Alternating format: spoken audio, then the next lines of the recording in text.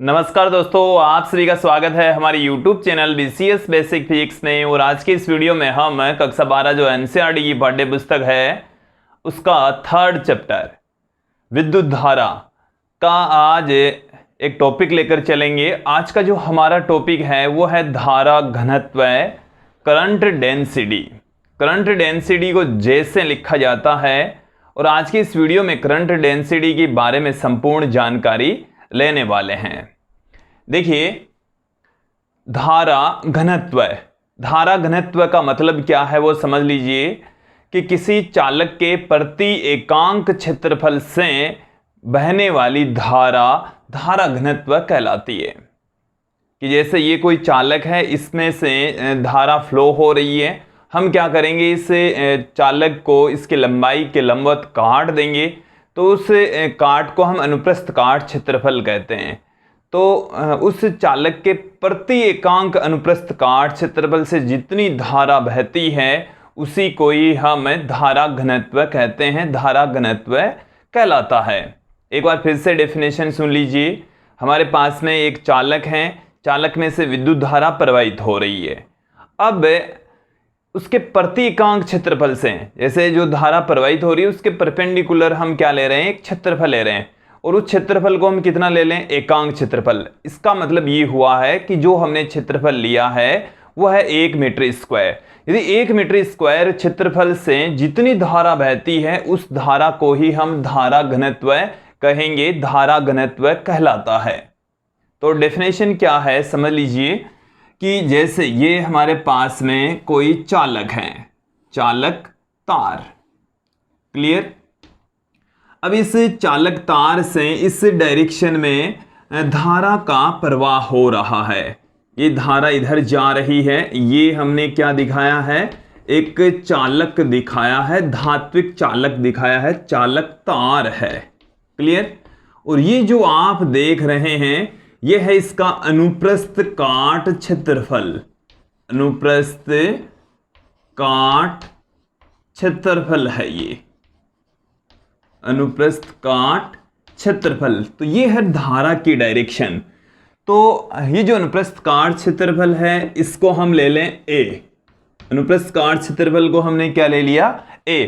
तो जो क्षेत्रफल सदिश है वो किधर होगा। देखिए दोस्तों, क्षेत्रफल सदिश सदैव क्षेत्रफल के लंबवत होता है। तो ये इस तरीके से अनुप्रस्थ काट क्षेत्रफल है, ये इस तरीके से मौजूद है। यदि ये जो तार है बेलनाकार है तो ये वाला जो पार्ट है अनुप्रस्थ काट क्षेत्रफल है वो वृत्ताकार अनुप्रस्थ काट क्षेत्रफल होगा।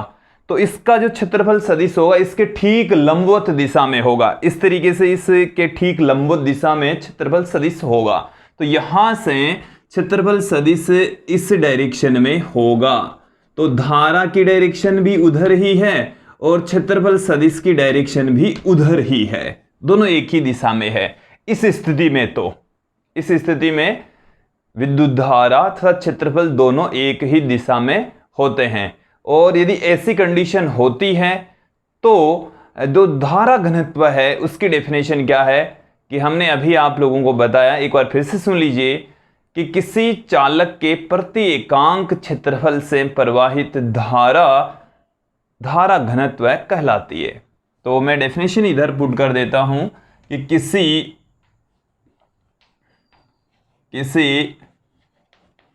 चालक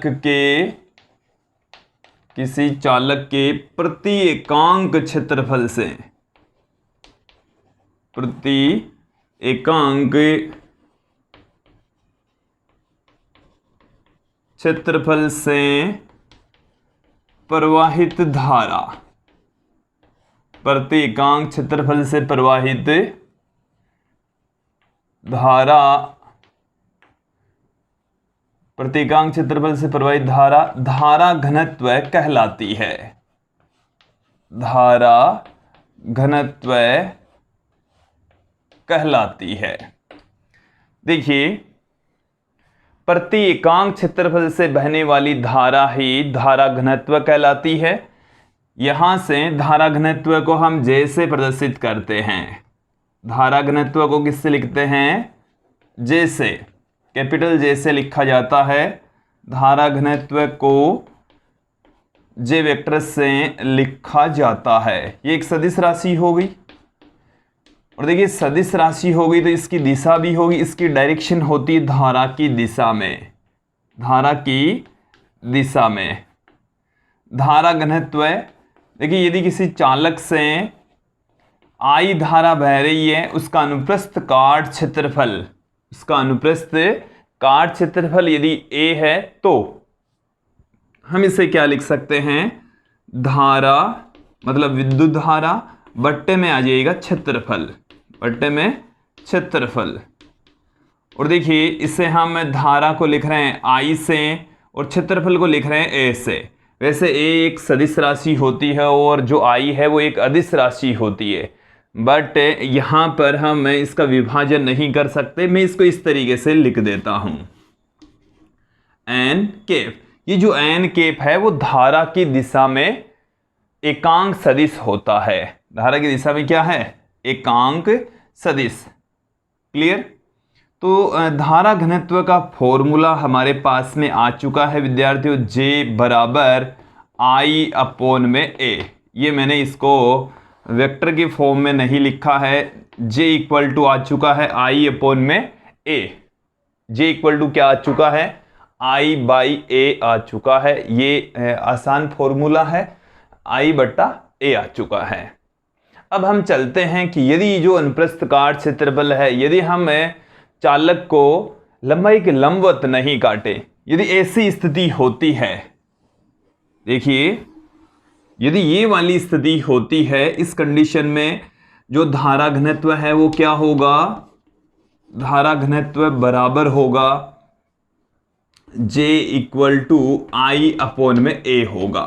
I अपॉन में A हमारे पास में आएगा। ये फॉर्मूला हो जाएगा इस स्थिति में। क्लियर। अब यदि मैं इस अनुप्रस्थ काट क्षेत्रफल को लंबाई से कुछ एंगल पर ले लूं, लंबाई से कुछ एंगल पर यदि हम ले लें, धारा की दिशा से कुछ एंगल पर यदि हम इस अनुप्रस्थ काट क्षेत्रफल को ले लें तो क्या होगा। तो इस स्थिति में देखिए यहां पर ये जैसे हमारे पास में चालक हैं और इस तरीके से इसको हमने काटा, ऐसे काट दिया। अब की बार इस चालक को इस तरीके से काट दिया तो यहां से धारा बह रही है और जो धारा की डायरेक्शन है वो ये है, धारा की डायरेक्शन ये है। अब जो क्षेत्रफल सदिश होता है वो सदैव क्षेत्रफल के लंबवत होता है, क्षेत्रफल सदिश सदैव क्षेत्रफल के लंबवत होता है। तो ये है अनुप्रस्थ काट क्षेत्रफल, जिसके लिए क्षेत्रफल सदिश हो गया इस डायरेक्शन में। इस डायरेक्शन में क्या आ गया, क्षेत्रफल सदिश। जो क्षेत्रफल सदिश है वो धारा से थीटा कोण बनाए हुए हैं। क्षेत्रफल सदिश और धारा के मध्य का कोण कितना है, थीटा। क्षेत्रफल सदिश और धारा के बीच का कोण कितना है, थीटा है। अब देखिए इसका इस डायरेक्शन में धारा की दिशा में जो घटक है वो हो जाएगा a cos theta, a cos theta. धारा की दिशा में जो घटक होता है उसको हम an से पुट कर दे, क्योंकि n के उधर है, an इधर हमने लिख दिया a cos थीटा के इक्वल होगा। an क्या है, धारा की दिशा में क्षेत्रफल का घटक जो कि a cos थीटा है, जो कि क्या है a cos थीटा। तो इस स्थिति में, इस स्थिति में धारा घनत्व है, इस स्थिति में धारा घनत्व क्या होगा, धारा घनत्व J वेक्टर। देखिए मैं एक बार इसको वेक्टर के फॉर्म में पुट नहीं कर रहा, J बराबर में पुट कर रहा हूं I अपॉन में, देखिए धारा बट्टे में क्षेत्रफल। तो क्षेत्रफल यहां पर हो जाएगा, धारा की दिशा में क्षेत्रफल क्या है, an, an। देखिए जो क्षेत्रफल है उसका जो घटक है धारा की दिशा में वो है an, और an की वैल्यू कितनी है, a cos थीटा के इक्वल है। क्लियर। तो देखिए J equal to I upon में an, तो यहां से an की वैल्यू पुट कर दीजिए, तो a cos theta, a cos theta ये आ चुका हमारे पास में। तो देखिए दोस्तों, जब अनुप्रस्थ काट क्षेत्रफल तथा धारा के बीच में एंगल थीटा हो तब धारा घनत्व J बराबर होता है I अपॉन में a cos थीटा, जहां थीटा I और a के मध्य का कोण होता है। क्लियर। अब देखिए यहां से हम इसको क्या लिख सकते हैं, I इक्वल टू लिखा जा सकता है J A cos theta. I equal to क्या लिख सकते हैं, जे ए कोस थीटा। जे धारा घनत्व, ए क्षेत्रफल सदिश, थीटा धारा और क्षेत्रफल सदिश के बीच का कोण होता है। तो यहां से आप देखिए इसको, जिस डायरेक्शन में धारा प्रवाहित होती उसी दिशा में ही धारा घनत्व होता है। धारा घनत्व एक सदिश राशि होती जिसकी दिशा धारा की दिशा में होती, विद्युत धारा की डायरेक्शन में होती है। तो यहां से मैं देखिए क्या लिख दूं, I बराबर हम लिख सकते हैं J vector dot A vector. J vector dot A vector इसको लिखा जा सकता है। देखिए मैं इसको समझा देता हूं। ये हमने क्या लिखा है, यह है दो सदिशों का अदिश गुणनफल। ये हमने क्या किया, यहां पर दो सदिशों का अदिश गुणनफल। ये कक्षा 11 का टॉपिक है। जैसे हमारे पास में दो सदिश हैं, ए वेक्टर और बी वेक्टर। ये ए वेक्टर है और इधर ये है बी वेक्टर, और दोनों के बीच का एंगल कितना है, थीटा। तब इन दोनों का जो गुणा है वो देखिए दोस्तों, सदिशों का गुणा दो प्रकार से होता है, सदिश गुणन तथा अदिश गुणन। दो सदिश राशियों का गुणा दो तरीके से होता है, सदिश गुणन और अदिश गुणन।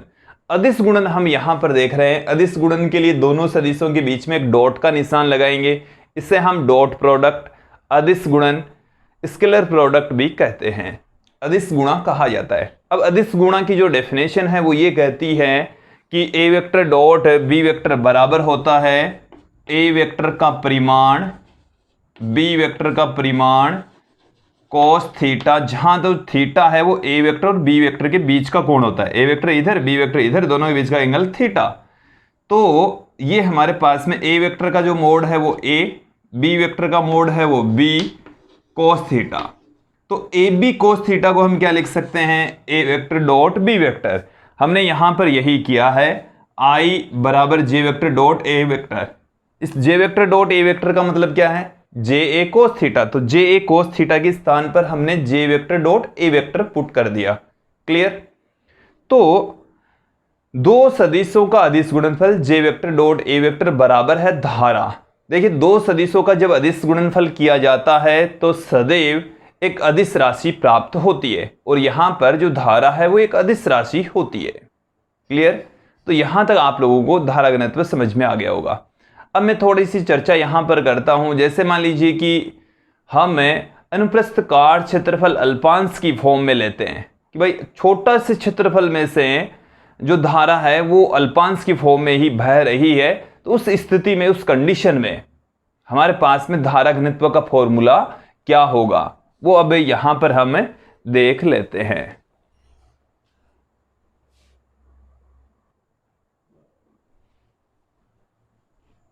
दूसरी फॉर्म देख लेते हैं यहां पर हम कि धारा घनत्व को और किस तरीके से पुट किया जा सकता है। देखिए ये जैसे हमारे पास में चालक हैं, ये क्या है, हमने ले लिया चालक, धात्विक चालक। क्लियर। अब इस धात्विक चालक में से इस डायरेक्शन में विद्युत का प्रवाह हो रहा है। ये हमने दिखाई है धारा की डायरेक्शन। दोस्तों जिधर धारा प्रवाहित होती है उसी दिशा में ही धारा घनत्व की दिशा होती है। देखो धारा घनत्व अदिश राशि है, धारा एक अदिश राशि है, लेकिन धारा घनत्व धारा की दिशा में होते हुए भी एक सदिश राशि होती है। एक बार इस स्टेटमेंट को मैं फिर से क्लियर कर देता हूं। धारा घनत्व एक सदिश राशि है जिसकी डायरेक्शन धारा की दिशा में होती है। हालांकि धारा खुद एक अदिश राशि होती है। धारा अदिश राशि बट धारा घनत्व सदिश राशि, और धारा घनत्व की डायरेक्शन विद्युत धारा की दिशा में ही होती है। इसको एकदम क्लियर कर लेना। ओके। अब देखिए इस अनुप्रस्थ काट क्षेत्रफल पर, ये हमारे पास में अनुप्रस्थ काट क्षेत्रफल है, इसके ऊपर हम एक छोटा सा क्षेत्रफल का अल्पांश ले लेते हैं। ये जो क्षेत्रफल है इसको हम डी ए कह दें। जो क्षेत्रफल का अल्पांश है वो है डी ए। क्षेत्रफल का अल्पांश क्या है, डी ए। छोटा सा टुकड़ा है, छोटा सा हिस्सा हमने ले लिया। तो इस क्षेत्रफल अल्पांश की जो डायरेक्शन है धारा से, ये है डी ए, जो कि विद्युत धारा से थीटा कोण पर है। तो इसका इस विद्युत धारा की दिशा में जो घटक है वो हो जाएगा D A cos theta, D A cos theta हो जाएगा। क्लियर? तो इस स्थिति में धारा घनत्व क्या होगा, वही हमारे को फॉर्मूला अप्लाई करना है। धारा घनत्व बराबर धारा बट्टे में क्षेत्रफल। तो देखिए धारा घनत्व बराबर क्या आ जाएगा, जे वेक्टर इक्वल टू, देखिए मैं एक बार वेक्टर के फॉर्म में नहीं लिखता हूं, धारा विद्युत धारा। तो विद्युत धारा यहां पर है I अपॉन धारा की दिशा में क्षेत्रफल। धारा की दिशा में क्या है, क्षेत्रफल। तो यहां पर देखिए इस चीज को भी मैं क्लियर कर देता हूं, विद्युत धारा बट्टे में क्षेत्रफल होता है। तो यहां पर पूरे चालक में से धारा बह रही है I, इस अल्पांश में से बहने वाली जो धारा है उसको हम लिख दें DI से। देखिए अल्पांश में से तो धारा भी अल्पांश, छोटा सा क्षेत्रफल है तो उसमें से बहने वाली धारा भी क्या होगी, छोटी सी होगी, उसको हमने पुट कर दिया DI से। तो देखो अब यहां पर जो धारा है वो आ जाएगी DI और क्षेत्रफल आ जाएगा DA cos theta, DA cos theta. इसको क्लियर कर लीजिए क्योंकि हमने क्षेत्रफल धारा की दिशा में लेना है। क्षेत्रफल का धारा की दिशा में घटक या धारा की दिशा में क्षेत्रफल। क्लियर? तो यहां से J बराबर हमारे पास में DI अपॉन में DA cos थीटा आ गया, और इसे हम क्या लिख सकते हैं, DI equal to J DA cos theta. अब संपूर्ण चालक से प्रवाहित, संपूर्ण चालक से प्रवाहित धारा, चालक से प्रवाहित, संपूर्ण चालक से प्रवाहित धारा क्या हो जाएगी, इंटीग्रेशन कर दीजिए, DI इक्वल टू इधर भी इंटीग्रेशन कर दीजिए J DA cos थीटा। और देखिए इसको हम लिख सकते हैं I, और ये क्या लिखा जा सकता है, J vector dot DA vector. इस तरीके से हम इसको पुट कर सकते हैं। J वेक्टर हमारे पास में धारा घनत्व है और DA वेक्टर ये है क्षेत्रफल सदिश, अल्पांश के लिए क्षेत्रफल सदिश। डॉट दोनों के मध्य का अदिश गुणनफल को रिप्रेजेंट कर रहा है। जहां से डॉट हटाएंगे तो cos थीटा लगेगा, जहां थीटा J और DA के बीच का एंगल होता है। तो इस तरीके से भी हम धारा घनत्व को लिख सकते हैं। वैसे आप लोगों को एक चीज स्पेशली ध्यान रखनी है, धारा घनत्व बराबर होता है धारा बट्टे में क्षेत्रफल। क्लियर? देखिए अब हम यहां पर बात करते हैं कि जो धारा घनत्व है उसके मात्रक विमा और सदिश राशि होती है या अदिश राशि होती है। तो धारा घनत्व एक सदिश राशि होती है। कैसी राशि है? सदिश राशि होती है। तो सदिश राशि होती है तो उसकी डायरेक्शन क्या होगी, जिसकी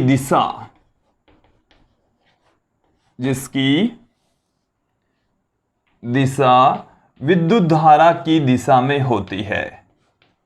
विद्युत धारा की दिशा में होती है, विद्युत धारा की दिशा में होती है दोस्तों। अब हम बात करते हैं यहां पर धारा घनत्व का मात्रक। धारा घनत्व का मात्रक, तो J का मात्रक क्या होगा, J धारा घनत्व है, J का मात्रक वही होगा जो I अपॉन में A का मात्रक होता है।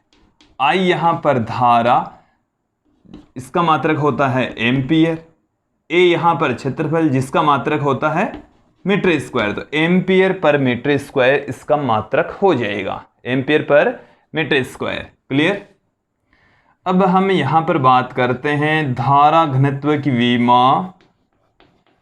धारा घनत्व की विमा, तो धारा घनत्व की विमा वही होगी जे की वीमा बराबर होगी I अपॉन में A की वीमा, I अपॉन में A की वीमा। तो I की वीमा तो हो गई A1 और क्षेत्रफल की वीमा हो गई L2, बट्टे से ऊपर जाएगा तो L-2, ये इसकी वीमा आ चुकी है। अब देखिए दोस्तों, यदि आप यहाँ पर इस पर डिपेंड, इस पर आधारित कोई न्यूमेरिकल क्वेश्चन देखना चाहें तो मैं यहाँ पर अब आपको एक न्यूमेरिकल, आसान सा न्यूमेरिकल बता देता हूँ। धारा घनत्व पर आधारित एक एग्जाम्पल देखिए कि आपको दिया हुआ है कि हमारे पास में एक चालक तार है जिसमें से 4.8 एम्पीयर की विद्युत धारा बह रही है। कितनी धारा बह रही है? एक हमें चालक दे रखा है जिसमें से 4.8 एम्पीयर की धारा बह रही है। चालक का अनुप्रस्थ काट क्षेत्रफल जैसे हमें दे दिया 3 गुणा 10 की घात -6 मीटर स्क्वायर। चालक का अनुप्रस्थ काट क्षेत्रफल 3 × 10⁻⁻6 मीटर स्क्वायर है। तो धारा घनत्व क्या होगा? धारा घनत्व क्या होगा? तो J बराबर हमारे पास में क्या होता है? I अपॉन में A। I का मान है 4.8, A का मान है 3 गुणा 10 की घात -6। देन यहाँ से हमारे पास में 4.8 में जब 3 का भाग लगाएंगे तो 1.6 गुणा 10 की घात बट्टे से ऊपर जाएगी तो ये प्लस में हो जाएगा, एम्पियर पर मीटर स्क्वायर आ जाएगा, एम्पियर पर मीटर स्क्वायर। तो दोस्तों ये था धारा घनत्व पर डिपेंड एक न्यूमेरिकल क्वेश्चन। तो ये था आज का हमारा वीडियो जिसमें हमने देखा यहाँ पर कि धारा घनत्व क्या होता है, धारा घनत्व किसे कहते हैं, धारा घनत्व का फॉर्मूला हमने यहाँ पर देखा। इसके साथ में हमने इसके मात्रक विमा की चर्चा की। तो दोस्तों आज के लिए इतना ही। धन्यवाद दोस्तों।